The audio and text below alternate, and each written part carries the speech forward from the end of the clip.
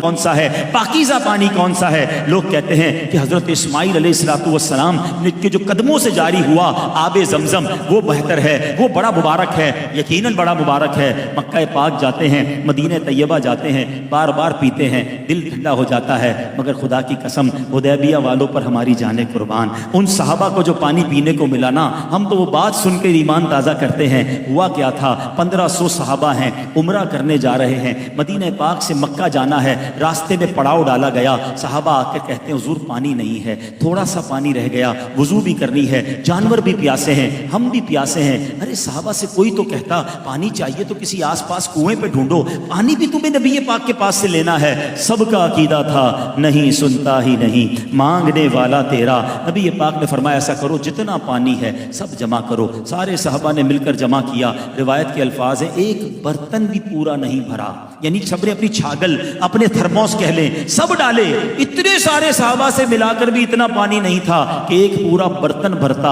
اللہ کے حبیب علیہ السلام نے کیا کیا، ہم نے بڑے واقعات سنے ہیں کہ حضرت موسیٰ نے اپنا عصا مارا تھا، 12 چشمے زمین سے جاری ہوئے۔ جناب زمین سے پانی نکلنا عقل میں آتا ہے، آج بھی بورنگ کرو تو پانی نکل آتا ہے، پہاڑوں سے چشمے جاری ہوتے ہم نے بھی دیکھے، پتھروں سے آبشار ہم نے بھی دیکھے ہیں، مگر میرے آقا کی شان نرالی ہے۔ آقا نے کوئی عصا اٹھا کر زمین پر نہیں مارا، ٹھوکر کسی پہاڑ پر نہیں ماری، اللہ کے حبیب نے اپنا مبارک ہاتھ جو ہے اس پیالے میں رکھ دیا۔ صحابہ کہتے ہیں اپنی آنکھوں سے دیکھا، 5 انگلیوں سے فوارے جاری ہو گئے، ایسا پانی جاری ہوا۔ ٹرائی ٹو انڈرسٹینڈ، آج شاید 200-300 لوگوں کی دعوت ہے، عبدالاحد سے پوچھو کتنا پانی رکھا ہے، کتنی کولڈ ڈرنک رکھی ہے، ایک آدمی کے لیے 2-3 کولڈ ڈرنک اور پانی کا نظام رکھنا پڑتا ہے یار۔ 300 مہمان ہیں، 1500 صحابہ ہیں، کافی دیر کے پیاسے ہیں، وضو بھی کرنا ہے، جانوروں نے بھی پینا ہے، سوچو کتنے ٹینک پانی کی ضرورت ہوگی۔ صحابی کہتے ہیں اتنا جوش تھا، 1500 صحابہ نے پانی پیا، جانوروں نے پانی پیا، برتن بھر لیے، اور کہتے ہیں اللہ کی قسم اتنا جوش تھا 1,00,000 صحابہ ہوتے وہ بھی سب کو پورا ہو جاتا۔ اب میرے آقا ایسا معجزہ دکھائیں تو بریلی کے تاجدار کا قلم کیسے خاموش رہے؟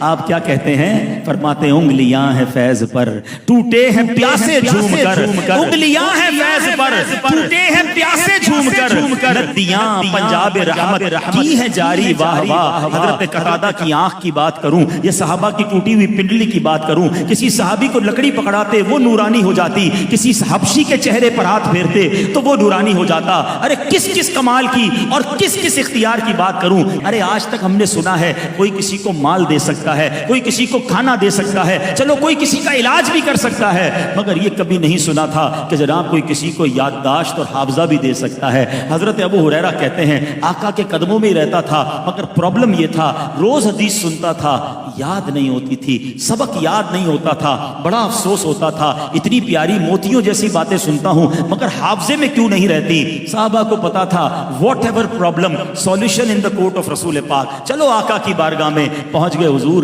مجھے کچھ یاد نہیں رہتا، حضور میرا حافظہ بڑا کمزور ہے۔ اب ذرا حدیث کے الفاظ سنیے گا، آقا نے کہا ابو ہریرہ اپنا دامن پھیلاؤ، اپنی چادر پھیلاؤ۔ کہتے میں نے آقا کی بارگاہ میں چادر پھیلائی، نبی پاک نے ان سین، ہاتھ میں کچھ نظر نہیں آ رہا تھا مگر آقا علیہ السلام نے اپنی مٹھی میری چادر میں کھول دی۔ فرمایا ابو ہریرہ اس چادر کو سینے پہ لگا لو۔ ہم جیسا کوئی مطلبی آدمی دنیاوی آدمی ہوتا تو کہتا حضرت کچھ ڈالے تو صحیح، نظر تو کچھ نہیں آ رہا، کہہ رہے لے جاؤ، میں نے تو اتنی محبت سے آپ کے پاس دور سے آیا تھا۔ صحابی کا عقیدہ دیکھو، کہتے میں نے چادر سینے سے لگا لی، وہ دن تھا اور آج کا دن ہے، آقا جو فرماتے مجھے یاد ہو جاتا ہے۔